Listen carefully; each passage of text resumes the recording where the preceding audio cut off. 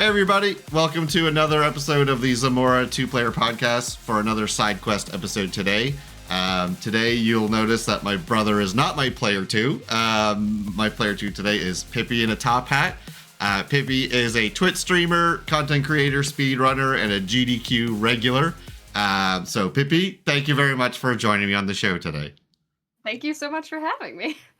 So it's wild to be a GDQ regular. I associate anytime I associate you with GDQ heavily in my mind, so that's how I see it anyway. So yeah, like there's so many like sort of old dogs of the community in GDQ that like I always feel like a perpetual newbie. Like I just started sure. like I just showed up. Yeah. But like and I'm like, oh, it's been like 3 years and and you've touched in a lot of different areas of them too, which I will talk about some of that. So I feel like that's why you're very, in my mind, your GDQ is all over you. So it's very easy for me to think. Yeah, exactly. So the one reason I reached out to you is I wanted to get someone that has been a part of GDQ in some form, because my brother and I absolutely love watching, especially the big marathons twice a year, the AGDQ and SGDQ. We love watching those, and we've definitely seen and heard you more than once in the past.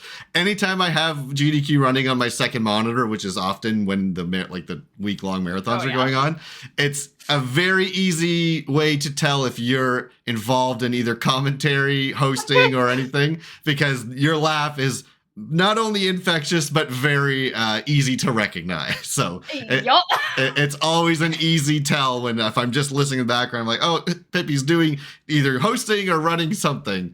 It's very easy to kind of to recognize. So when we talk, when my brother, well, at least when I watch the GDQ like marathons and stuff, it comes in three very distinct phases for me. It's the first week that it's on is like every waking moment I have that I'm not at work, I have it up on my monitor or like on my laptop when I go to bed or whatever. I just have it running at all times just to catch the runs while I'm, decompressing from work and stuff. And then week 2 is let me watch all the VODs of the runs I missed while I was working. And then week 3 is, well, now I'm depressed because I don't know what to watch anymore. And it happens every year in those exact 3. Like, that's the exact order that it happens. Week 1, week 2, and week 3 for me. That's honestly such a mood, because like I guess I started out as a GDQ viewer for like almost 10 years. Yeah. I want to say like 8 years or something like that before I got involved, 7 or 8 years. Sure. And I definitely went through the same process of like, I have like distinct memories of being like on family vacation, like on break from college, and just like having my laptop out and my my earbuds in, like listening to GDQ runs, instead of like, hanging out with family. Yeah. But my sibling is also super into like GDQ, and like it was a thing that we always would talk about together. So it was like a little It was relevant. And yeah, then like, oh no, I have to go back and I missed so much. And like some of my favorite runs that I've ever seen came from that. Like I never saw them sort of live. Thing. Yeah. And now having like gone to a bunch of the events in person, like it's kind of the same thing. I imagine it's similar, yeah. Yeah, I'm a big believer in at the in-person events they usually have like one channel on the hotel TVs that is the stream. It's just like a local broadcast. And like if like me and my roommate for the event are like taking showers or like getting ready in the morning, we'll always have it on. Sure. Just like sneak in. Don't want to miss anything. Yeah. What are we running? And then like you get home and you're like, okay, so I was at dinner during like these 5 runs that I needed to see and I didn't see. And then you have the very like different sort of like week 3 dismount of, well, now I think I'm out of runs to watch, and also all my friends aren't here. And this sucks. I imagine it's even that week 3 is probably worse if you're attending it. I imagine it's even more depressing when all that is over. Yeah, the post GDQ blues, the GD blues. Sure. I believe is a pretty common phrase to be passed around. It's like, what do I do now? yeah, what? I can't walk 2 doors down and like just bother my friends. But right. What do you mean I can only bother them on Discord and only when they're not at work? Yeah. And there's like, it's sort of a double-edged sword sometimes, because I've been watching GDQs also for probably I feel like it was 2014-ish that I like really discovered them and got hooked on them. Yeah, probably same. And it was like, so there has been more than once where it ended up landing on a week I took off for. Usually my weeks off are for games that come out. So sometimes it just lines up in the summer or in the winter that, oh, this is the week I'm taking off, and GDQ I think that just happened this past summer, because I believe it was the same week that the Final Fantasy XIV expansion came out, which I usually take a week off for. And so I was like, oh, great. But then it's like, I have a lot less VODs to watch next week, though, because I've been watching the marathon all week because I've been home. So it's like, It's awesome that I get to experience more of it live. But then that week 3 effect happens a lot quicker at the end. Yeah, it's definitely a bit of a dismount. Yeah, for sure. So you kind of touched on this. So the first GDQ you attended, did you attend one just as like a viewer kind of thing before you started getting involved, or was the first one you joined like participating in it? Yeah, my first time ever going to a GDQ in person was my first time as a host. Okay. Which was a bit wild as an experience. I was actually a host and a stream tech volunteer. That's the only time I've ever done stream tech volunteering. Okay. But I'd like to say I kind of got absurdly lucky. Sure. In the timing that I decided to sort of throw my hat in the ring. Okay. That I like decided to just sort of record a YOLO audition, was not expecting to get in. Just like, I want to be able to say I've auditioned type of thing. This is like a for me thing. Oh, and sorry, clarifying question. So so that we're using the same terminology. Host is reading off donations and stuff, or is okay? Yeah. Okay, just make sure. Donation reading. Gotcha. Yeah, it's wild because like different events use different terminologies. Yeah. That's why I want to make sure we're on the same page. Yeah. Sorry. We're always the hosts. Gotcha. For donation reading. But yeah, so I did my audition as just kind of a one-off, and this was summer, so SGDQ of 2022. Okay. And it was the first event back in person. I was going to say that would be right around when they started doing the in-person ones again. Yeah. Yeah, and I hadn't thought about it at all. Like I had never crossed my mind that they had a lot lower of audition volume. Okay. That event, because like a lot of the like quote unquote tenured hosts, none of us actually, like, you audition for every event, none of us have job security and being a host type of thing. Sure. But like a lot of the recognizable names that had like become really synonymous with GDQ hosting over the online era either weren't comfortable going to an in-person event yet, or like were not prepared to travel. A lot of them had never been in-person hosts, or didn't want to travel, weren't interested in an in-person event. It was a shift for sure. Yeah, like a lot of people just didn't audition. And so like I look back at my first audition. I still have the video file for it. Oh wow. It was not great. It was not great. I made a lot of mistakes. But I got a little bit lucky, and like the judges liked me enough. They took a chance on me. So like my first GDQ in person, I went knowing only one other person. One of my best friends went with me, and we like shared a hotel room and everything. Sure. And other than that, like no knew absolutely no one. Neither of us did. And like I we're dealing with like nobody quite knows what's going on because that was the first time they ever did hybridized shifts, where like the host was one of the in-person hosts who's like sitting in a hallway. um Sure. the hosting hallway from hell goes down in history.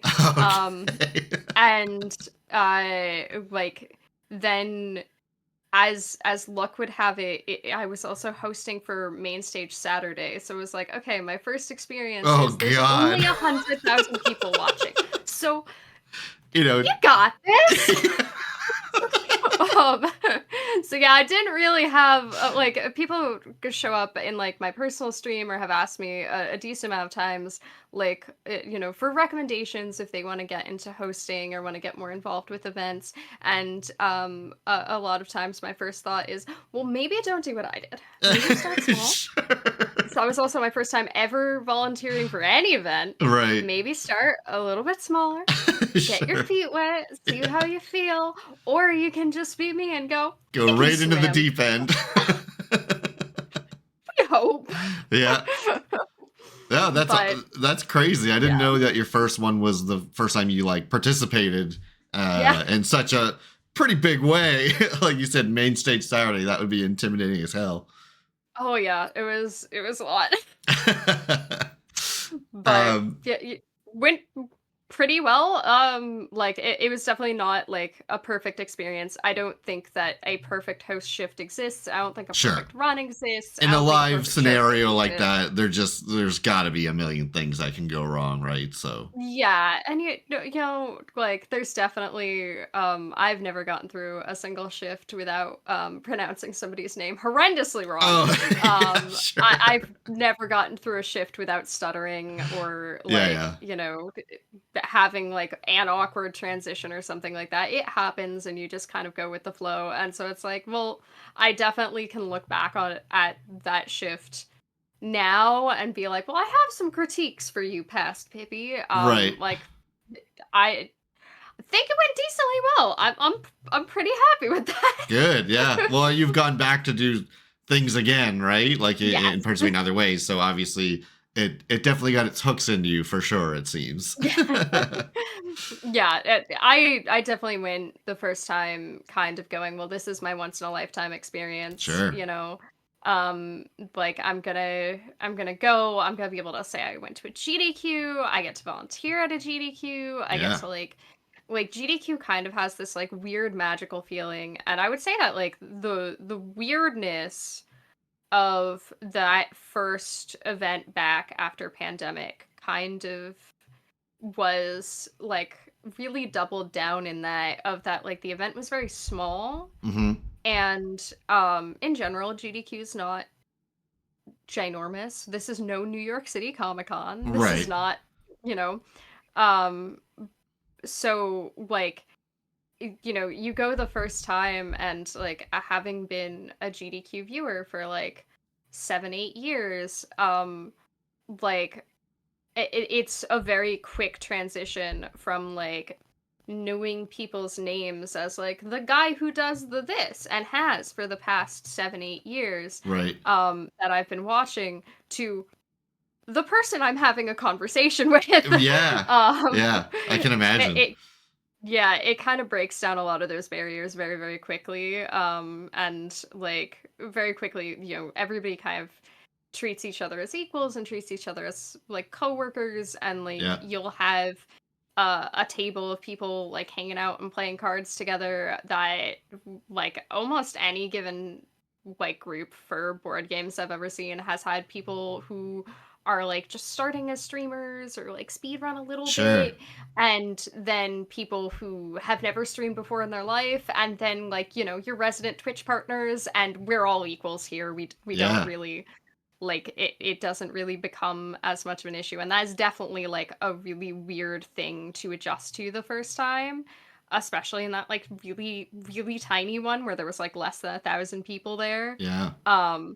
but like I think it's again, it's a really magical experience to For kind of get sure. to meet everyone as individuals. And like, Twitch is weird in that, like, I am genuine on camera. That is Right. my personality. Right. But also, like, there's a whole person behind that, and that's the Yeah. case for everyone. It's definitely a thing that my brother and I more than once have talked about. We want to get to one at some point when our schedules line up at the right time to be able to go to one. So it's definitely a thing that we've talked about more than once about wanting to attend one. So hopefully sometime. Highly recommend it. Yeah, anyone I ever hear talk about it recommends it for exactly the reasons that you're describing. So yeah, we'll definitely make an effort to try and do that at some point. Yeah. One of the nice things is that, like, at least at the current time, like, it's kind of like there will always be another GDQ. Like, I know a lot of people stress over, like, oh, it doesn't work out for my scheduling this year. And it's like, well, even if, like, people don't have it line up until like 3 years from now or something like that, GDQ is still going to be there. Yeah, A exactly. lot of people are still going to be there. Like, you might have a slightly different cast of characters, but like, I don't think, you're losing quality in any No. respect. Like, there's amazing people who go to every GDQ. Yeah. Yeah, it's definitely um high on our list for sure. So I I'm gonna double down on that to try and really find us a time to do it because I really want to. I've been watching them for so long, and it would be such a cool thing to just to watch, like not to even if it's not involved in any other way than just watching. It would just be a real fun energy to kind of be around. Um, yeah, I would say that also one of the nice things about in-person GDQ is that, I guess I kind of went the first time with sort of the assumption that, like, there's an echelon of like staff and runners and volunteers and sure. attendees, and that doesn't really exist Oh, cool. because, like, we're all just in this together.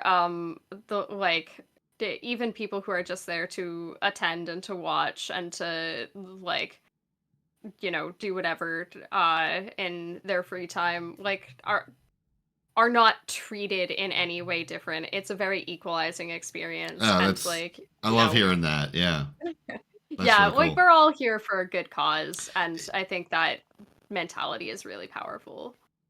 That's good, especially being like a charity marathon. It's nice to hear that people are really in it all together like that. So yeah, that's always nice to hear. And I've heard that from a lot of people who talk about like the post GDQ discussion and everything. So I'm glad to hear that rings pretty true.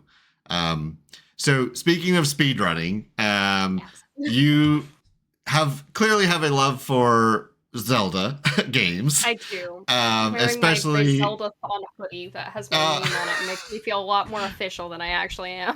sure. So I noticed, obviously, you do a lot of Skyward Sword, at least recently. Yeah. What was sort of the thing that sparked your love of just that game series in general, but also like from a casual approach, and also kind of what sparked your love of like speed running, that like Zelda in general? Yeah, I never really realized it until, like, college that, like, I've kind of always had an on and off Zelda addiction. Sure, me Um, too. like, I have so many fond memories of just getting way too into whatever current Zelda game was. I believe my first one was Twilight Princess, Okay, and I barely remember it. My sibling is 4 years older, so like a lot of my early childhood gaming experiences were like my sibling playing the game or me watching and sure. stuff like that. So I think I was a little bit young Okay. when I played Twilight Princess. But like I really loved Twilight Princess when I was playing that. Um I like we had and like this is like speedrunning sin. We had the GameCube collector's edition of all of the 3D Zelda games, and that's Okay. speedrunning sin because that version sucked. It crashed at the drop of a hat. Sure. It was and I can't say I had altogether too much of a better experience of the standard with it. I never have beaten Majora's Mask because it soft locked at some point. Just our game just became unplayable. It got stuck halfway through a cutscene and just never finished. And we left it on the stinging giants overnight to see what would happen, and the answer was nothing. And nothing happened. Okay.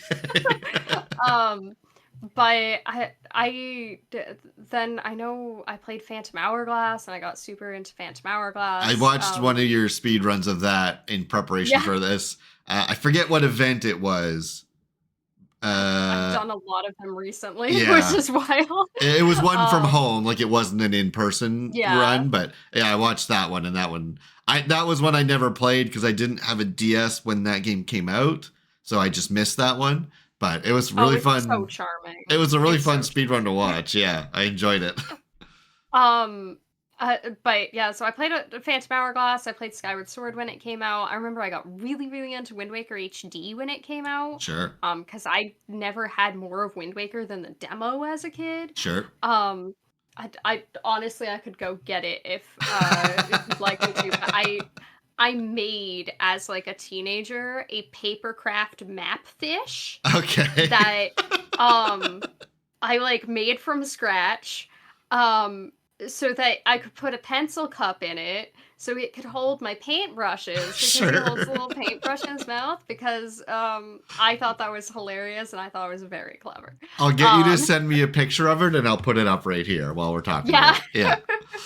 But I have so many great memories with Zelda, and in watching GDQ events and watching speedruns, my like comfort runs for years had been Wind Waker. Okay. HD, SD, don't care, more Wind Waker in my eyeballs, please. Link's eyebrows are fantastic.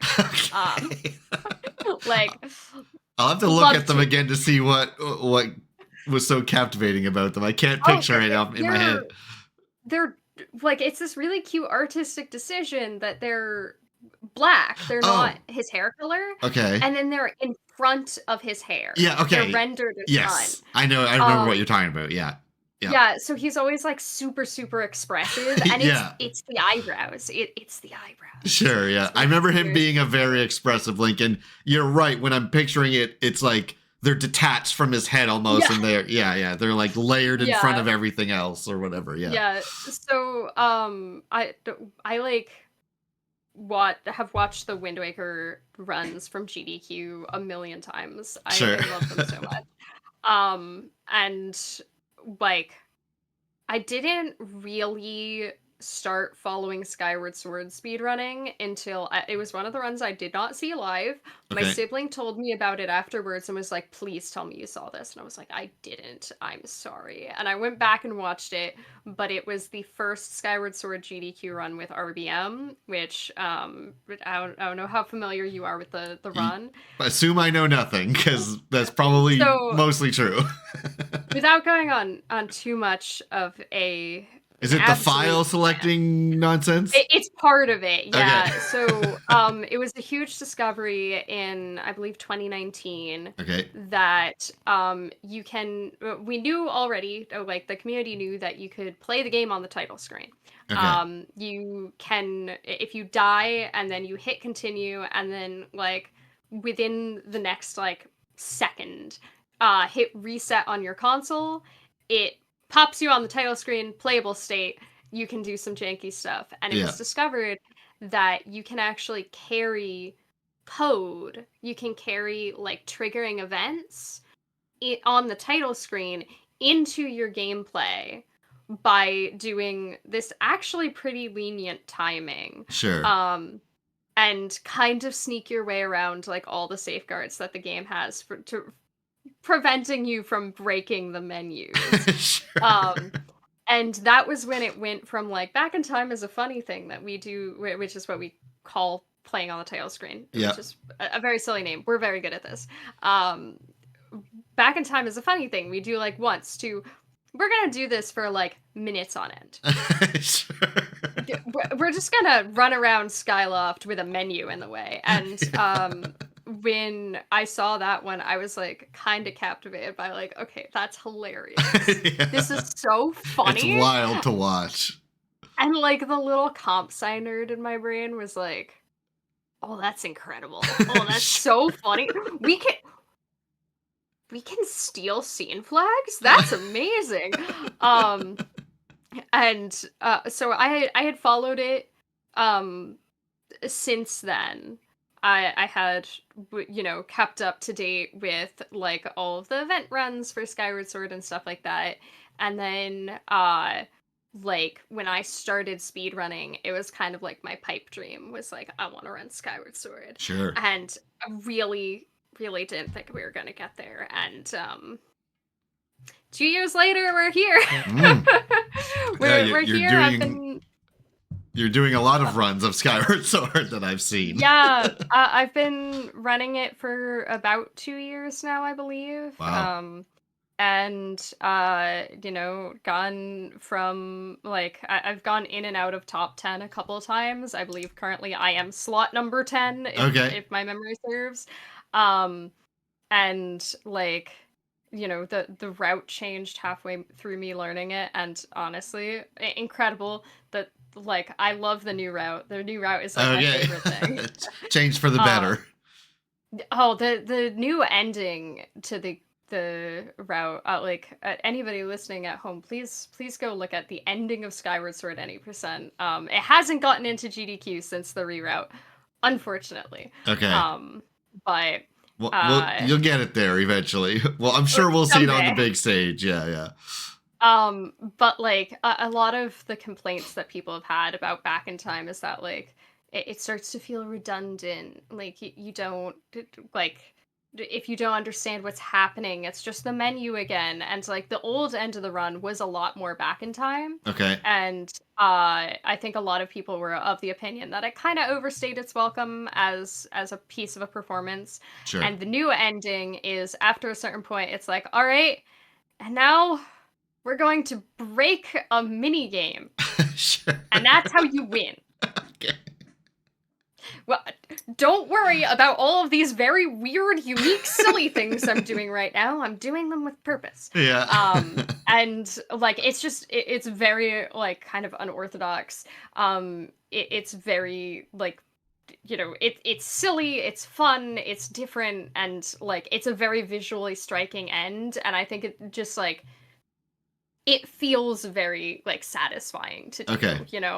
And very satisfying to perform, very satisfying to watch. Like I think it's a wonderful route, and like people work really, really hard on it.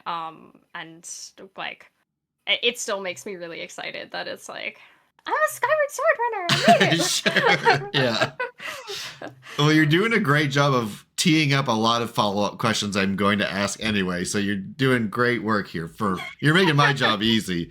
So as someone that doesn't understand a lot of the way these things get found and stuff like that, and you talked a little bit about it, but like, can you just quickly break down what the process is like when like how someone will discover these super random glitches or whatever weird behaviors, but then also be able to dissect it and reproduce it? Like that to me is truly fascinating as just someone who watches speedruns and not really like participates in them. As generic as you can break down like how that kind of thing sort of forms when someone discovers some weird thing that a game does. If I make it as generic as possible, so like first of all, I think Zelda is a very extreme example of this. Sure. That even for Skyward Sword, and like it, for Skyward Sword is probably the most controversial of like the 3D Zelda formula games because mandatory motion controls were not a hugely popular decision. Right. It takes a weird type of person to deeply fall in love with mandatory motion. Sure. Sorry. Um, but I think Zelda is a little bit extreme in terms of an example. Mario would be as well. Any of the like really big name games that have very, very dedicated communities and like just these are really well-made titles. Like Right. these are games with Nintendo polish. Right. And like it is a lot of just brute force of Sure. people trying to find as many ways as we have to break things wide open. Right. And I would say that a lot of like sort of, at least from my experience and like from experiences I've heard from other people, a lot of those discoveries are kind of like usually start with somebody going, "Hey, I found something really weird." Okay. It can come from anywhere. It can come from, I was doing practice and I found this really weird thing. Sure. Or my run died, but I'm confused as to how. Sure. Or my favorite examples, I was watching this Let's Player. Okay. Or my absolute favorite recent example, I found this 10-year-old Reddit post. That like people will just find like a weird behavior, and like you'll simultaneously get the people who approach it very analytically in terms of like, okay, but why would it be like this? Right. What on earth would make this happen? And the people who approach it very like hands-on of like, no, I need to do this until this happens again. Sure. And especially again with like your Zeldas and your Marios, like a lot of that happens very fast, and in my experience, a lot of it happens at absurd hours of night and morning. Okay. Waking up to a flood of messages about someone cracking it open. Oh my god. G3 Escape, the new trick at the end of Skyward Sword. I was working at Starbucks at the time, so I was at work, and like I'm on my break, and because I was an opener at Starbucks, I like, you know, I woke up at 3 a.m. My break was like at 8 a.m. Right. And I'm like on break and I'm scrolling through like, oh my god, why are there 100 messages in the Skyward Sword speedrunning Discord of people like posting videos and like theory crafting and trying to find ways to make this consistent and try to figure out like, okay, is this too precise to be performed by a human? And like, you know, there's just like, it's a lot of people's sort of passion project. So for every trick that like, you know, G3 Escape, whenever like I talk about it during showcases or whenever other people talk about it during showcases, the line is that it was found by your average Link, who is a user, who's a runner of Skyward Sword, who's like a lovely person who's done a lot of glitch hunting, and like, yes, he found how to do it. But there's also so many people who like helped find little optimizations, ways to make it consistent. Sure. It's like changed over time. We found better ways to set it up for consistency or for speed or whatever. So like any single one of those, even if it's like, here's the main person who did a lot of this work, there's 20 more people behind that. There's 10 more people behind that. It really is like a community effort and a like community passion project, and also the middle of the night, go to sleep, everyone. Yeah, sure. Yeah, it's so fascinating for me. And like, so I work in QA testing, so I imagine I can kind of understand like somewhat the mindset of like, because you know, I test games that you would find in like a casino or whatever, and it's like we have to try to break the games to like make sure they're solid or whatever, and sometimes you'll break it and be like, well, how the hell did that happen? And like, so I imagine it was something similar to that, but when you also have like a community of people just like brute forcing, trying to, like you said, those trying to like analyze, well, how did this happen, or how can we make it happen? And the other people that just want to try it over and over until they reproduce it or whatever. Like that it's so cool as an outsider looking in, like to see people get so excited about something like that. That's truly fascinating to me, how people can stumble on these out of nowhere and then all immediately have like 30 people super investigating it and trying to like deconstruct it or whatever, right? One of it's like a really I haven't gotten it nearly as much. I've gotten it a few times, but I think like a lot of the like larger like name streamers get it all the time. You get people coming into chat being like, did you ruin your enjoyment of video games by becoming a speedrunner? Sure. Do you know how to enjoy a video game anymore? And like, how has this changed or like destroyed how you interact with video games? Yeah. And like the quick answer is no. I love video games. Yeah. Like you can't really 100% turn off speedrunner brain, but you can, not care about how long you're taking to do something. You can just play a video game. I have heard that it's hard to go back to playing a game you speedrun casually. Yes. I heard that is very difficult to do. Which is also one of the reasons why I play randomizers, because it kind of like you get the same vibe. But like, I saw somebody ask that, and I really thought about it for a while, and I was like, honestly, the only real difference between me as a casual gamer before speedrunning and me as a casual gamer after speedrunning is I rub myself on more walls. Like, sure. Sometimes you just like notice that your character's foot like did a janky thing when you walked next to that wall, and you walk over to the wall more and you like shimmy against it, and you're like, it's the collision. Just had to check. How's the collision over here? And like, is this a very silly use of time? Yes. Usually, has the speedrunning community already known about that's the jank wall. Don't worry about the jank wall. Sure. It's not useful, it's just jank.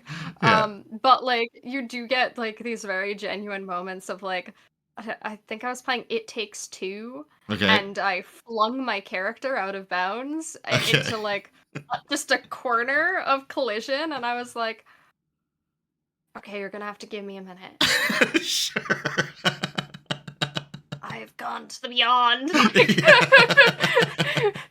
Like you just get a lot of those like little mini genuine moments that like I think a lot of people is what people enjoy about glitch hunting and stuff like that. And I would not say that that is a bad part of no, just enjoying them in a different way, basically, right? Yeah, and it's not like I can't enjoy a game casually. I just also might want to rub myself on some more walls and like. And I know exactly what you mean by that. That's very a very articulate way of putting it. So speaking of like, you mentioned like, what'd you call it, back in time and RBW or whatever. One thing that's super fun watching these events as like a non-speedrunner is just hearing what the hell people call things. What is like, I know I'm putting you a little bit on the spot, but what is like one of the funniest or most bizarre like trick or tech names that you can think of? So many. I know there's a lot. There's so many. For Skyward Sword particularly, I have a love-hate relationship with the trick name Keese Yeet, as in you are yeeting a Keese. Keeses being the little bats. In Zelda games. It's a very difficult trick to learn. It's one that like you can get pretty consistent at it, but it was for a while thought to be TAS only until people figured out how it works. Essentially, you are using a Keese to make Link target upward instead of flat in front of him to skip having to have an item that can target upward. And if you miss, you just murdered the Keese. Go reload the room because you don't get that one back. Keese Yeet is very funny. I like that name. For a long time, it was like a trick that I had a lot of like trouble with. It's like a really scary point in early runs of like, oh no, Keese Yeet's coming up, and Right. it's just not satisfying to go, darn you, Keese Yeet. Like this just sounds absurd. Sure. And like speedrunners also have a habit of like naming random enemies. In Skyward Sword, like there is a Deku scrub that kills you at one point, intentionally, and I have been told his name is Lloyd. Sure, of course it is. There is a bow that kills you in an old route that people called Twinkle Toes. Okay. And the Keese's name is Archibald C. Yeetington. Of course. And Why it's like wouldn't every it part of be? this is absurd. And like it's like, oh well, it's really not satisfying to like curse the name of Keese Yeet, but also Sure. like it does like put a smile on your face to be like, darn you, Keese Yeet. That like makes me not sad about the time loss as much. It's like, okay, we're resetting, don't worry about Yeah, it. yeah. Um No, that's a but good yeah, one. for Skyward Sword, I would say Keese Yeet. There's so many like weird, silly things like that, because I would say that like speedrunners in general are like like a lot of us are just like pretty chill, fun-loving individuals who like Yeah. acknowledge how absurd things sound. Yeah, especially when And you're putting that many hours into a single game, right? Like yeah, you gotta break the walls down with some humor and weird names and stuff like that, I'm sure. yeah, I know Twilight Princess names like every enemy you interact with in the run. Sure. It's every single one. Okay. Yeah, no, there's so many. That's good. And that's truly one of my favorite parts about watching the runs, is like just hearing what the hell they call some of these tricks and stuff. It's very fun as like a non-speed runner to like just laugh at all these names. So yeah, Key Seat. I'm Yeah. gonna remember that one. I'll listen for that one next time you're streaming. Yeah. So I'm gonna use the term very loosely of like a bad game and a good game. Obviously subjective, but like you'll understand based off the question what I mean. So, you've done a number of events and you've done, both like the big events and like the online ones and stuff like that. In your experience, what do you like? What elements would you say make a bad game a fun speed run to watch? And then on the other hand, what makes a good game or like a more popular game maybe not as exciting to be able to show off the speed run to like a crowd of people? I would say that depends a lot on like what like who the runner is Sure. as a person, and also like how you present it and who the viewers are. Like there's a lot of ways Sure. and like criteria that would go into that. I would say like in terms of a speedrun performance and making something that's fun to watch, Yeah. like uh, uh, I guess I'm teasing the question in half of like what makes it fun to watch versus what makes it fun to perform as a run. Sure. I would say what makes it fun to watch is usually just having a good attitude about things, and like just meeting the game on its own, like on its own terms. Okay. That like I know a lot of people get very defensive about specifically GDQ for AGDQ will have awful block, Sure. which is quote unquote for awful the games. It's just branding. A lot of them are just like very like sort of weird like niche games or made. Yeah. And a lot of people will kind of think of awful block as like derogatory, and it's like no, Right. like there are plenty of like wonderful games or like really silly fun experiences in those games, and like what makes it a fun run is like kind of just enjoying it and Yeah. like sharing enjoyment of it, whether or not that's like enjoying it because listen, it's a bad game, but it's fun. Right. Trust me. Or if you're just laughing at the nonsense. Right. both of those can make for a really excellent performance and a Sure. really fun and engaging speed run. I would say like the biggest thing that like for me specifically sort of kills the enjoyment of like watching or participating with one of those like weird offbeat like quote unquote bad games Yeah. as a performer is somebody who's like trying to make it ironic. Like Sure. no, be cringe. We want to see it. Like enjoy this with me. Sure. Because if you are acting like as the performer who's sort of setting the tone, like this isn't something that's actually worth enjoying, then why should anybody enjoy it? Right. But if like I think one of the big famous ones of GDQ history is like the Animorphs games. Sure. Like these are quote unquote terrible games. I can't say personally, I've never played them, Right. but like clearly everyone involved is having a good time. Yeah. And you I can think feel of stuff that. like that. Like I don't remember what year it was. It was a few years ago now, but like they did like a Pepsi Man run and I laughed like start to Yeah. finish because then that game is just so weird. But like Yup. everyone on the couch was having so much fun with it, right? Yeah. Oh my god. For this past SGDQ for SGQ 2024, Hmm. they put me on host mic for the middle of the night for a silly block, Okay. and I was like kind of nervous for this because usually I tend to really like the like my entire shift is like one game or maybe two and we Sure. sit down and we just get cozy for like 3 hours. Right. But I had like you got 5 or 6 turnovers to do in one shift. Every game is like 20 minutes. Right.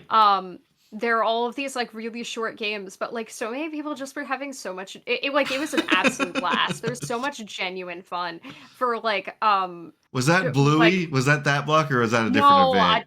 I was not Bluey. Okay. Bluey was I believe it was Might have been either AGDQ last year, maybe? yeah, Yeah. I think I so. remember that one being just Um hilarious too. that Yeah. one was great. But like I was on host mic for Golf It Wrong Holes Only, Oh, which I think I remember that game. Yes. like it's just this really like weird jank physics golf game. And like they set it up like a sporting event. Like somebody's monitor turned off and they're trying to like continue to play, like looking at the big screen with like delay. And it was just like okay, I don't think I would enjoy that game. I don't think I would enjoy that game. I don't ever want to play it Right. personally. It doesn't seem to be worth my money in particular for like my sensibilities as a gamer. Right. But oh my god, I had such a good time. I had Right. such a good time. Everybody did great. Like, okay, bring on Barbie, the Yeah. like weird NES I game or remember that one whatever. too. Yeah. I definitely watched that Like block. Yeah. everybody's like dressed up in like ridiculous outfits. Like everybody's having a great time, and nobody's like, "Well, this is some stupid Barbie game from Right. like the early '90s." It's like, no, we're gonna play Barbie. Like it's Yeah. so exciting. Yeah, Um, and that is why I use the terms very loosely, like good game and bad yeah, game, because it's yeah. subjective and it's but I'm glad you know what I meant by that. Just like these weird games, like who dedicates their time to learning this speed run of all things, but then they make it such a Yeah. show that it's so funny to watch. I would say like the other side of the coin of like, being a runner Hmm. and looking for games you want to play and like things that would appeal to like me as a speedrunner. I don't tend to a lot of like shorter games just Sure. because I kind of say that my soft limit is like an hour in terms of how short a run can be for me. Okay. That like after you're shorter than an hour, it starts to feel very redundant that you're like just reset, reset, reset, reset, reset. Like it gets so tight. Um, I like getting to like, you know, go through the entire run and feel like I got to do a big variety of tricks and Sure. like have a little bit more time to settle in between resets and stuff like that. but like, that's my personal taste. There are people who can't stand a run that's over 20 minutes. There are people who can't stand a run that's over 5. Right. So like a lot of it is, what do you enjoy as Sure. a runner? And I think a lot of kind of the like learning curve of like being a runner is a lot of how to find the things you enjoy and trying a Sure. little bit of everything and giving it trial and error, and like finding runs that you really connect with, and not caring if it is, the new like Zelda game or Mario game or like a big name thing, or like something like Elder Scrolls, or something that is seen as really like serious gaming or whatever. I don't know if Elder Scrolls is serious gaming. I don't play it. I don't know. I don't even know if they Dark know. Souls. Sure, yeah. Or whether the correct speedrun for you is Golf It. Right. Like all of these like have a lot of different elements, and a lot of finding a game that works well for you is throwing out the marketing. Don't pay attention to the exact things that like make you happy, and Right. looking for a game that has all those pieces regardless of like anything else. Like the stature of the game or whatever. Yeah. Yeah. We kind of become the great equalizer in terms of running, because like hey, one of the most optimized games out there is Barney's Hide and Seek. So Sure. And probably equally as fun watching that as like the new Zelda speed run yeah. or whatever. Like, Oh, I love watching Barney's Hide and Seek. I need to go get my friends to watch party Barney's Hide and Seek again. So on the topic of like niche games or things like that, one of my favorite things I love about watching GDQ, and it happens every time, is like seeing a game that I maybe have like barely heard of or maybe not heard of before at all. And, part of it is like the runner being so passionate about it. And some of it is just if the speed run is super fun to watch. There's always at least like 1 or 2 games that I'll buy during the week of a GDQ because I'm like, holy shit, that game looks fun as hell. I want to play that. And so like, do you have one that you can think of that happened to you? Not by necessarily like learning a speed run of one, but like watching someone speed run that game, if it's at a marathon or otherwise, and being like, I kind of want to play this game now, please. Like, was there any that you can think of that you just discovered through like GDQ like that? I mean, there have been a few. Can I tell my squishy emotional story? Yeah. So I got into watching speedruns originally because I've always been kind of a comp sci kid. Sure. I originally got into it because I like was the person in the friend group who did a lot of Minecraft Redstone as a teenager. Okay. And like built like automatic whatever and Sure. like sorting systems and stuff like that. And I watched a lot of Seth Bling's content Okay. online, who did a lot of Minecraft Redstone things, and he announced in like 2014, 2015, something like that, that he was going to be a commentator for this speed run that he like had been working on, which I believe was a Super Mario World run. Okay. And like watching him learn that game had been my introduction to speedrunning. Okay. And so that was the first time I'd ever heard of GDQ, and I looked it up earlier in the week than his commentary was supposed to be, and just like put it on the background to like get a sense of like other speedruns and like Yeah. what this event was like. And the first game I ever saw on GDQ was Transistor.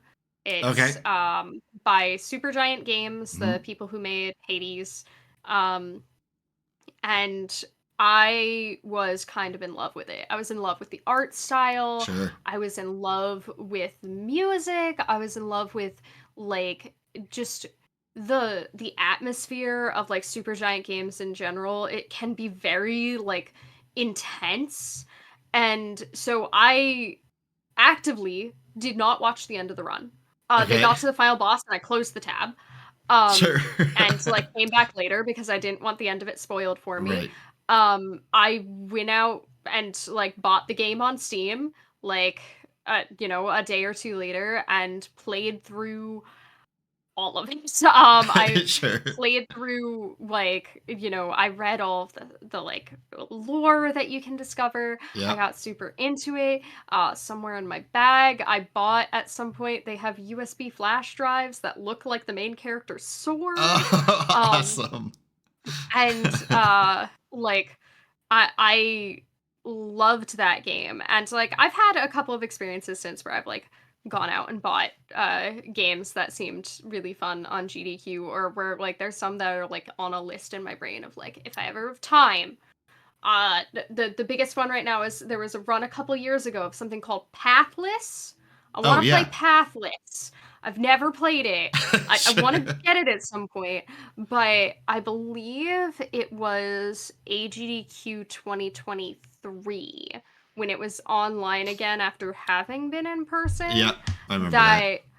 that I was listening to, they had a Transistor run, and that was like the, I don't care what's going on in life, I'm dropping everything to watch Transistor. Sure, yeah. I haven't seen a Transistor run since the first run. Right. And I had like this wonderful experience watching that, because the runner is talking about how he basically had the same experience. That it was his Oh, first ever GDQ run, was watching this, like, whatever year that was, yeah. Transistor run, fell in love with the game, bought it, played it casually, 100% of it, percented it, and then went, I need more. And then picked up the speed run and started, like, got really good at it and started submitting it. And so he was like, this is like a dream come true for me to be able to Cool. show this off. And to like get to kind of, be in this position I looked up to so much. And I like, that's like such a beautiful story, I think, for that person, and also like was like It, really powerful to well, it hear like that somebody mirrored else had that your, experience. yeah, it Yeah. mirrored your experience quite a bit too. Even the same run that you watched was the one that he watched, not just found a run, like it was that Yeah. same one, right? That's really cool. Yeah. One of the ones I know for me that I got this, well, it was probably like 2015 or 2016. I don't even remember who was the runner now, but it was Freedom Planet. Is that what it's called?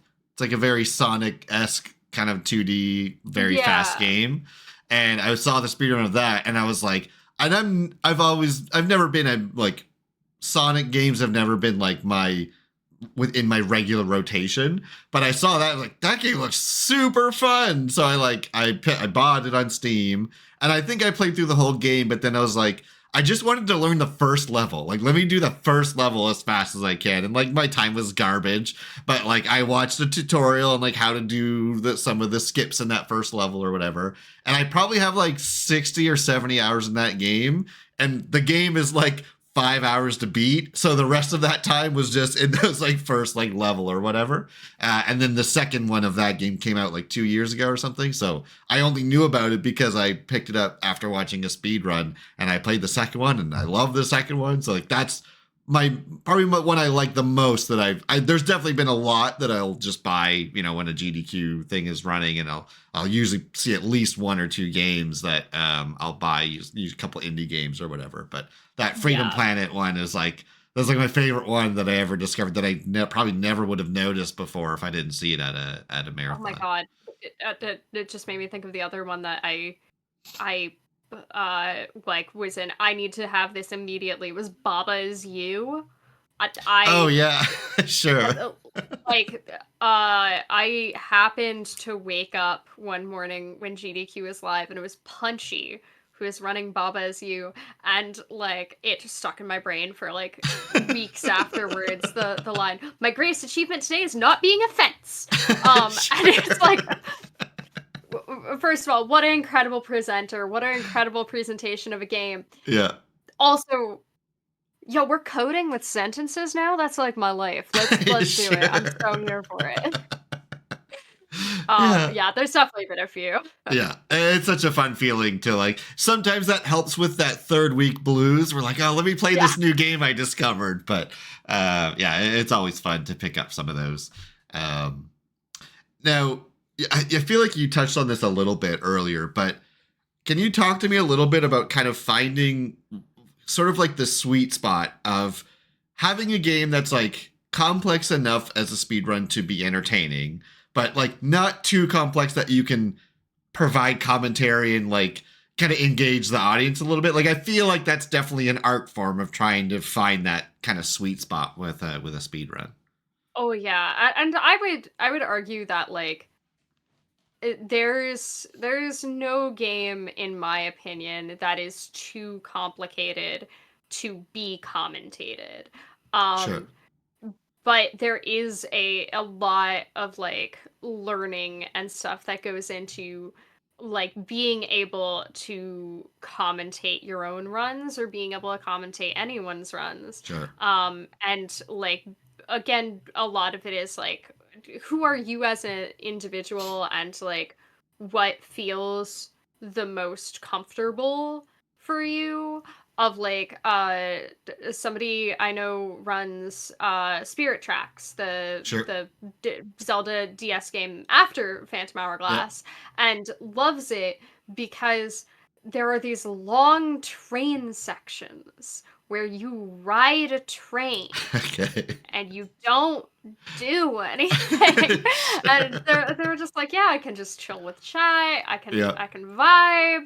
I can check my phone. I can Yeah. like do my taxes, whatever it is. And like, if that's fun to you, then like heck yeah, do it. I know like a lot of people during runs for Tears of the Kingdom with that very long, unskippable opening cutscene, Yeah. would do wordles during the Okay. cutscene. Sure. All right, I did the wordle today. Next one, I'll do the connections. Like, Sure. but like, and you know, a lot of those games, you have a lot more time when you're approaching a showcase context of like being able to, answer like the typical questions, talk about the tech of the game, Yeah. talk about like really get into the nitty gritty if you want to. Um, and also if you're just, streaming it on Twitch, like, you know, chat has great questions a lot of times. Sure. Like chat's a great way to practice commentary. But like especially when you start to approach games that are more like aggressively dense about Right. like I really love games that are just a glitch gauntlet. Right. That's like one of my favorite things to do. That's one of my favorite things to like participate in as a viewer.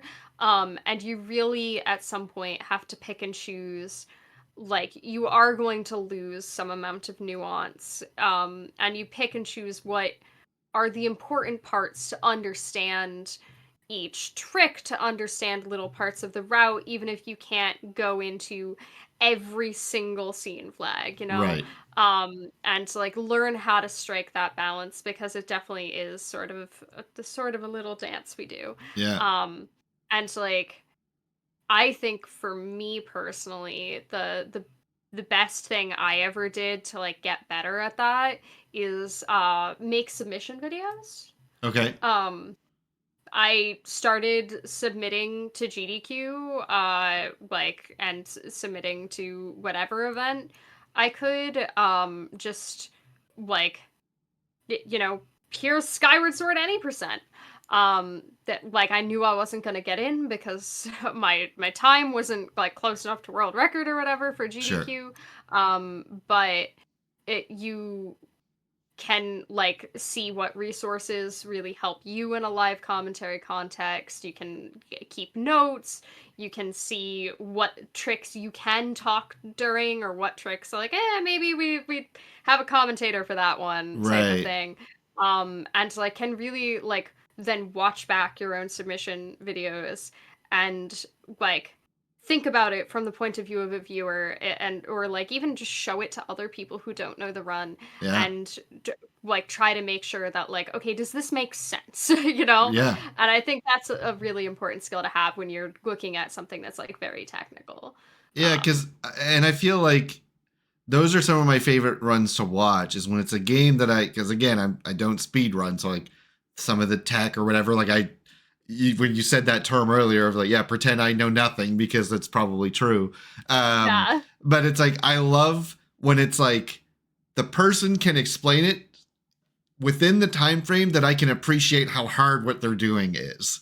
Like that to me is like a really fun speed run to watch. Is when I can like, it's the same way like if I watch like a tournament for a fighting game that I've never played before, I'll be like, I'm sure they're good, but I don't know what they're doing though. Versus a game, a tournament for like my cousin and my brother and I, we play a lot of Tekken. So if I'm watching Evo Tekken Grand Finals, I'm freaking out at what they're doing because I understand how hard it is, right? And I feel like it can be kind of similar for watching a speed run. Is like, I don't do this, so if someone can explain to me concisely why what I'm seeing, like how the thing I'm seeing is impressive, I love that, and that kind of gets me like, I get more engaged in watching the speed run because I can appreciate what they're doing for putting hundreds or thousands of hours into perfecting that stuff, right? Yeah, I try, especially with Skyward Sword being like so dense and such a trick gauntlet. And like so coding intense. Sure. I try to like when I'm doing commentary have things that like I point out very heavily that are going to come back again. Sure. In order to like give people a little bit of grounding to try to be like, okay, I know this is complicated. Take my hand. Sure. We will go on an adventure together. Sure. Do you trust me? Like the biggest one that like I looked at, I was like, how on earth do I tell people how this works? Is we save at a statue and we make a copy of our save file to file 3. And I always in my commentary point out, so it makes a lot of sense that when I load file 3 next, I'm going to load in right here. That's all that's important. Right. I'm going to load in right here. No matter, I'm going to say a lot of stuff right now, but remember, file 3 loads in right here. And then I go do a bunch of stuff. We copy a bunch of files. We do a bunch of weird tricks that are very hard to explain. Right. We wind up in the sky for a while. We die to a bird. And we come back and I'm like, all right, so I made a copy of file 3 to file 2, and file 2 is loading in. Where is it supposed? Oh, we're here! We're back! We made it back, everyone! We did it! Just so like, you have those little like touchstones to try to anchor people and to try to like really, really like cut through all of the nonsense and like hopefully people won't get like too overwhelmed and stuff like that by all of the well, everything. I like the term that you use to like anchor them to something because it's like, you can't just dump all of this information that dozens of people have perfected over however long on this run. You can't just dump all that info into everyone's brain that's watching in 5 minutes, right? So it's like giving them those key points that's like, okay, I understand when they do this trick, I understand what it's doing now, and I know why that's important, and I know why it's hard to do or whatever, right? So I like that term. Actually, that's a good way of articulating it for sure. And those are the types of speedruns that, like I said, I like watching. Is if I can appreciate what you're doing with within 5 minutes of your explaining me what's happening, then like, to me, that's when I call it the sweet spot. That's sort of what I'm referencing. Is like, I don't know this game, but that was such a super fun speedrun to watch because I can appreciate how hard it was for them to do that in a live marathon or whatever. Yeah, and like, I also like to say that a thing that gets written in people's feedback for their host auditions a lot, be those successful auditions or not so successful auditions. GDQ is like it is an audition. It's scary. Like not everyone gets in, for sure. but also they are a very like positive community about it. They give feedback and like they give feedback to everyone, and it's unless you like come in and say obscenities about the charity or something like that, Sure. they're very encouraging about like, here are some things to work on. Yeah. Please come back in 6 months, Right. we want to hear you. Yeah. They really want to hear more people succeed, which is really wonderful. And one of the things that they always write on people's feedback is listen to other hosts, Okay. hear stuff you like, and then steal it. Sure. Which is very, very funny because like there's definitely things like I have not had that written on my feedback personally, I don't think, but um there are things that I've done on mic that like you can ask me about it and I'm like, oh yeah, I stole that. I'm Yeah. sorry. Sure. I ran into Nicole Goodnight at an elevator at AGDQ and I was like, I'm so sorry, I stole your bit. Worked wonderfully, by the way. Thank you so much. Like, we all steal from each other, and like you can hear other hosts who have stolen some of the things that I've done that have worked really well. Right. And I think that goes the same for speedrunning, for commentating, for everything. That like, anything I know about commentating, anything I know about running is a little bit of me and a whole lot of like watching incredible other people who have done similar runs going, Sure. ooh, I'll take that actually. Sure. Yeah. That's an excellent way to explain that. Yeah. And it's like it's all a charity thing too, right? So it's like it just makes the whole event better, right? So yeah, I imagine there's no ill will when it comes to that kind of stuff. It's very very collaborative, right? Yeah, we're very big on like especially like speedrunners in general. Like I have, I think I was talking to somebody the other night, and I was like, yeah, by the way, I rated you the other day, and right before I rated you, I said, hey, we're gonna go watch this person so I can steal their movement very quietly in the corner. I'll be taking notes. Sure. And they were like, I mean, I've got PB VOD. Do you want that? I was like, Sure. Yeah. yes, actually. Yeah, very collaborative yeah, in that way. Yeah. Yeah, it's a very niche community, and like a lot of community spaces for speedrunning are very, very supportive and collaborative. Yeah. It's wonderful. That's what I hear a lot, and it's nice to hear from someone on the inside that is in fact how it works. So you talked before about you've participated in multiple GDQs in like different sort of roles. Which to you is the most fun, and which to you is the most stressful? I would say they're all fun and all stressful. In Hey, that's ways. a valid answer. Sure. I haven't been a main stage runner yet. Unfortunate. I'm still trying. Mm-hmm. And like that they can reject me a million times, and I will still be submitting because like Sure. that I said auditions are really lovely about rejections. Submissions are really lovely about rejections too. Like I want to say like 2 or 3 times now I've asked for feedback on like how can I present Skyward Sword any percent better, and they're like, we rejected you because we had other Zelda runs. Sure. Submit again. Submit the same video, it's fine. Cool, yeah. And like, yeah, that's the reality of how it is. So like, Yep. I would like to be a runner at some point, so I can't really speak to that perspective at this moment. But I have been a runner for Hotfix. I've been a runner for other for Zeldathon, the hoodie, which was an in-person event. I have done runs for various things. I'm gearing up right now. The reason I'm running so much Skyward Sword is I'm gearing up for Frost Fatales. Oh yeah, that's coming up soon. Online women's only event. Yep. Where like that is my first time getting into Fatales, and oh nice. Let's go Skyward Sword. Like I'm really excited I get to share this with people. Yeah. And like I would say being a runner for any event is like very scary. Sure. It's very scary.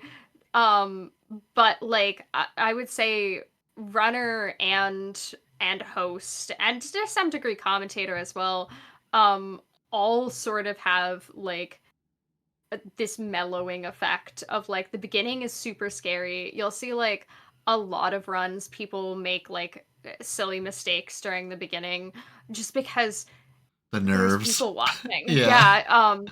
And then like you get up there and you do it for a couple minutes. You get through a couple of scary tricks. You go, okay, this isn't that bad. Okay, I've done this like 400 times. Yeah. What am I scared of? And like you can really kind of just like settle into the run, Sure. and I think everybody kind of has their own pace at which they do that. And like it is you kind of suddenly can find the fun in it. Right. Of like it is really scary, but it is really fun, and like you get to like I get to share this thing that means a lot to me, and I've put a lot of work and time in with a bunch of people who otherwise might not have seen it. It's Right. really exciting. You could be that run that makes someone want to learn how to, speed run Skyward Sword or whatever, right? Yeah. It's like it's a really exciting opportunity. So I would say like probably in a lot of my experiences, like being a runner among all of the other positions is like the most intense in both directions. Sure. That would have been my guess. Honest. That would have been my guess, yeah. Being a host is also like I remember one of the like most sort of comforting welcome to the team interactions I had was my second event hosting in person. Mm-hmm. I believe it was SGDQ 23. Game and Shout, like this really tenured host, been doing it for forever. I love when he's on mic. He's such a great guy to listen to. Yeah, just infectious personality, infectious excitement. Is like walking to his shift and walked by me and like somebody else that he knew, and somebody goes like, hey Shout, you ready? And he's like, getting the mandatory pre-shift panic attack out of the way now. And it's like, oh, so that doesn't go away. That really doesn't go away. Also, that was a pretty good impression of how I would imagine he would say that. That was bang on. Yeah. Thank you. But yeah, so we like you go out on shift and like you get there and like gearing up for like shift is like super scary. You're like, where's my notes? Did I take enough notes? Is everything gonna go okay? And then like again, you're there for 5 minutes and like you kind of get a feel for the runner. You kind of get a feel for like I always say that like being a host or being a commentator, we're support roles. Yeah. We're here to support someone else. My sibling likes to use the phrase, have you ever thrown a birthday party for somebody else? Okay. That, like you're the host, literally. Right. You are putting on the show. It's not your birthday. You don't get to be the star. So it's a lot of like trying to, figure out how best to fulfill that support role in the moment. And like, eventually after like usually not that long, you kind of find a vibe and find like a space that you're all happy in, and then you just get to vibe for the rest of the run. Yeah. And like, you just gotta get to engage with the performance and like, you like balance a lot of things, but like it gets a lot less stressful very, very quickly. Sure. And then you get to the next shift and you go, oh God. It happens all over again. Yeah, I watched the run. It was Gymnast doing one of the Tears of the Kingdom runs. And I think I forget who you were on couch with, but you were on the couch with someone else. The King's Pride. Yep. Yeah, that's it. Yeah. I watched a number of your videos, so I'm jumbling names together in my head. Yeah. And yeah, because that's like a little bit longer. Like, it's like an hour and a half or something like that, I think it was. Yeah. So yeah, you can, an hour, yeah. You can kind of see what you're talking about, where like the comfort, you get comfortable up there, and like you guys, because I don't think you run that game or anything, but like to be able to like engage the conversation and stuff like that, like it definitely is a skill for sure that only gets better, I'm sure, the more that you do it, right? So you've done a number of them now. that one was particularly scary to me in terms of like doing a performance, because it was the first time, like that run in particular was the first time I ever was visible on Oh, GDQ. okay. And like, you have all of this anxiety over like, when people see my face, will it be what they expected Sure. to Oh, go with my voice? because you had been on mic Yeah. before. I see what you're saying. Yeah, yeah. Yeah. And so like I was super scared beforehand, and it was going to be my first time doing like couch commentary, my first time being like visible in front of that many people, and I'm so grateful for the fact that like Jim is such a pro. Like I right? love Like his runs. Yeah, I can watch his runs all he day. knows what he's doing Yeah. at like both as a runner. He's like a very like competent technician, but also like he is a very like experienced performer. And like we're like sitting like getting things set up and stuff like that, and he's just like full confidence, like, oh, it'll be fine, Yeah, like sure. we're just gonna vibe, it's fine. And like, yeah, we had an absolute blast. That was a Like fun run I to had so watch. much Yeah. fun. Yeah, I really Yeah, enjoyed that one. yeah, it was a great time. So we'll wrap up soon here, but I have one Yeah. final question for you. Give me some quick and, a quick and easy guide on how to get a crowd hyped at a speed running marathon. Give me like 2 or 3, easy tips for doing that Oh my in your god. experience. I I would say like the biggest tip, although it's like not the easiest to be actionable about, but like the easiest tip is to just be excited. Okay. Um whether that's as a runner, as a host, as a commentator, again, as I said, like ironic enjoyment, or like talking down to the game Right. doesn't usually play very well.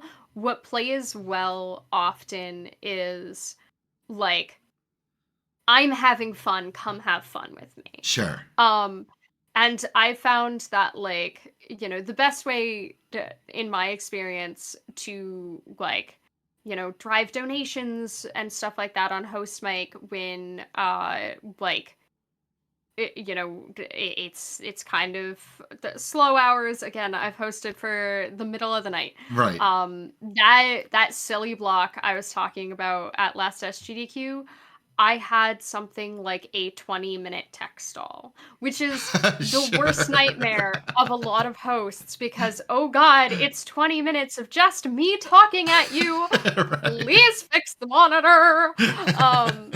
But like in those moments, like a lot of times my first thought is trying to like, okay, you're looking through all the donations we have, looking through like everything that's going on at the moment, try to find something that's like genuinely fun and exciting to you, Right. and like put your all into it, and that um like becomes really infectious, and like people feed off of that energy, and suddenly there's no more lull in donations. Right. For that one in particular, the run beforehand was like a marble roller, and Sure. the crowd was going wee every time they flung themselves off a ramp. Sure. And so I had a couple of donations that were just people saying "we," and I was like, "Heck yeah, I we're love gonna when see stuff how like many that "we's" I happens. can say." Yeah. one of my Um. one of my favorite things about watching a GDQ like week is like what random thing is gonna stick and the crowd will like never let it go. Like that Oh is yeah. always so much fun.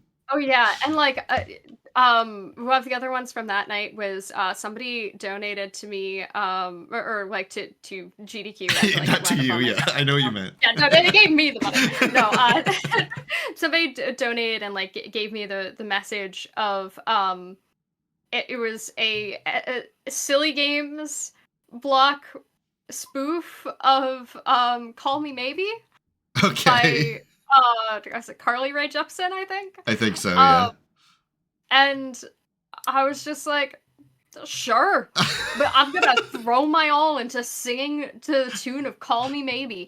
And all of a sudden I have like 8 spoofs on my desk of Sure. like, well, here is the Sweet Dreams Are Made of This, and here is like, I'm trying to think of some of the other ones, like here is Monster Mash and stuff like that. And I'm like, you know what, keep them coming, let me sing silly songs. And before you know it, like 20 minutes have gone by and like we're ready for the run. Right. And like for that one, I came back the next day and like just to watch a run in the audience, and the audience is still yelling "we" at things, and I'm like, oh my god, what have you done? But yeah, like just like that genuine sort of excitement, I think plays really well and is like the biggest thing, and is something that like anybody can interpret in their own way. Sure. You know, like everybody has. I do personally believe in like a lot of different energies, both as performers, as runners, as commentators, as hosts, everything. And like, you know, how you express excitement is going to be different from every other person, and like a lot of that is very, very catchy. Yeah, for sure. I feel like sometimes it can actually work well in your favor, maybe in those like early morning, because like I feel like people might be loopy and will just really like, you know, like go along for the ride kind of thing. So even though like the crowd on site might be somewhat empty, like I feel like people that are up at 4 a.m. watching it at home will get on board with the weird stuff for, you know, silly donations and things like that. So yeah, that's we get big old EP vibes, like it's pretty fun usually, and like you know, I do think it is also really fun to like work a lot of the like high volume shifts, which is something of like a really unique experience for GDQ, like among other events. When you say like high volume shift, what do you mean exactly? Like when you know you have a shift that's like 3 hours and makes like $100,000. Oh, okay, gotcha. Know? Yeah, like the types of things that like you like GDQ has like this weird magic where like there are periods of time where it's just like, and would you like 80 more donations? I have 80 more donations for you. And like we can't read every single donation, but like you know, I do also think it is very fun in those moments that like you really get to look through and like get the sort of takes of a very wide array of viewers and pick out what ones are the most fun or the most exciting, or you think that other people will find really fun and exciting. And I think that's like a really like unique experience and like a really fun experience, honestly. Sounds chaotic, but ultimately very exciting. Yeah, I know one of my friends got into GDQ as a runner for the first time at this past event, and was actually like the Echoes of Wisdom runner. Oh, okay. Which was like main stage Saturday, like a huge scary shift, like big thing to once again like get thrown in to the deep end. And we're like going to breakfast the day after, and he was like, how on earth do you maintain the hype for 2 shifts an event? And I was just like, I don't even like, I don't feel the crash until afterwards. Like it like in the same way that like being excited and having fun is infectious to other people, like you create like this positive feedback loop of like I just get really excited to be like, ooh, what spoof of music did we write this time? And like you know, then afterwards I'm just like, hi, I would like to go order Chipotle and crash in the hotel. Good night. Especially for the ones that like end at 4 a.m. Those ones always make me sad because I always try to stay up to watch like the little the bit at the end, like when they go over the totals, and it's always an emotional thing. Like it always kind of chokes me up. But sometimes I'm trying to stay up to watch that last one, and I just like blink and it's over. I'm like, no, I missed it. Like I fell asleep. So then I'll like queue up the VOD. But yeah, it's always fun when I can be up to watch it, like actually the ending of it or whatever. But sometimes it's always it's a wild experience for like hosting in particular, that like usually they try to get a big group photo of all the hosts after finale. Sure. So like, you know, this past event, I like stayed up to watch the Echoes of Wisdom run, went back to my room, crashed, woke up, like set an alarm and woke up a couple hours later, went down to see the end of finale and like take the big group photo, went back up to my room, crashed for like 40 minutes, and then drove my friend to the airport. Like, sure. You know, it's such a whirlwind.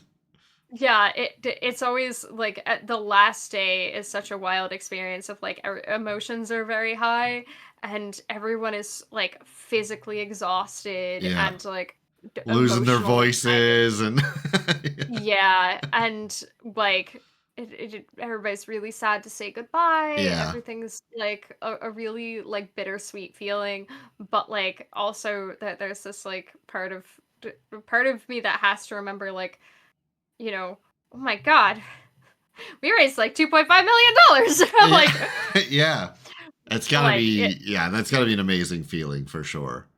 Yeah, it's like a very, very emotional experience. Yeah.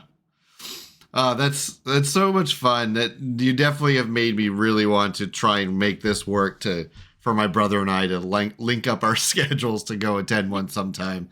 But I'll look forward to the next one. I'm sure I'll hear your laugh at some point throughout the week of the next one.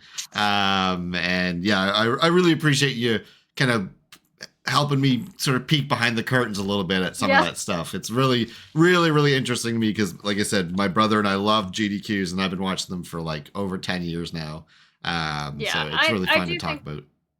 Like, I am personally a pretty big believer in, like, you know, on my own stream and like in my own spaces, I try to be very open about like what hosting is like, what commentary is like, all of the work that goes behind the scenes, like, you know, all of the support and everything involved, because I would really like to demystify a lot of the processes, because like I think that's a huge barrier to entry to people, that like, you know, they don't know what to expect from an audition process. They don't know what to expect from even just attending.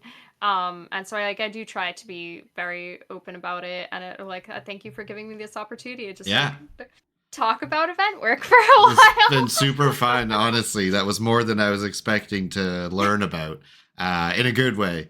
So yeah, if I manage to get there one time, I'll look for you and actually be able to say hi in person. Yeah, be sure to hit me up. You can join us at my community has a tradition now of going to a diner in formal wear every event. Okay. So make sure I pack a tie. Got it. Yeah. Like, we do lots of silly things, and it like both my community spaces and like GDQ in general is such a welcoming community. So yeah, for sure, that's what I've heard. Absolutely. So that's nice to get confirmation of that. Thanks again for joining me. Let my listeners know where you guys know you stream like 3 days a week, and you have a couple events coming up. So let me know, or let my listeners know where they can find you. Yeah, hi, if you missed it before, I'm PippyInATopHat. My name is Pippy and I wear a top hat. I have many of them, you might have noticed. But I stream on Twitch, and I stream usually Mondays, Thursdays, and Saturdays. I do a lot of speedruns, a lot of randomizer. I run Skyward Sword, I run Phantom Hourglass, and in the past I have also, and like, not given up on at all. I've also run Keep Talking and Nobody Explodes, which is a really fun Oh my god, experience I would love to bring back. That's amazing. What a nightmare to schedule, but hopefully we'll do that as well.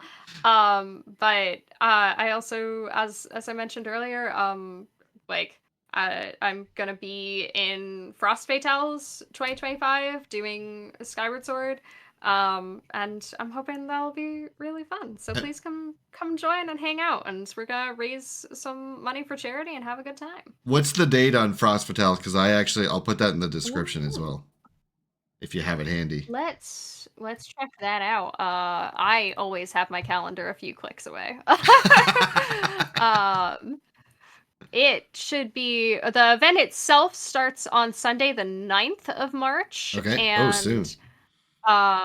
Yeah, and mine is Thursday the 13th of March. At, according to my time zone, about 5:15 p.m. You're Eastern, right?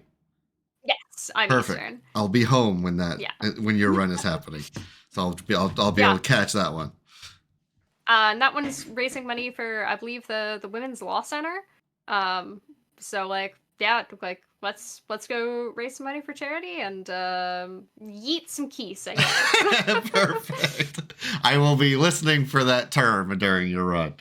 That's great, Pippy. Thank you so much once again for joining me and having this chat. Yeah, we'll definitely. I look forward to seeing you run at that event. I'm gonna mark it in my calendar as well. So we'll definitely. Good luck with that. Good luck with your practice. And yeah, we look forward to seeing that in the future. Thank you. Great. Thanks, everyone. We'll catch you on the next episode. Bye.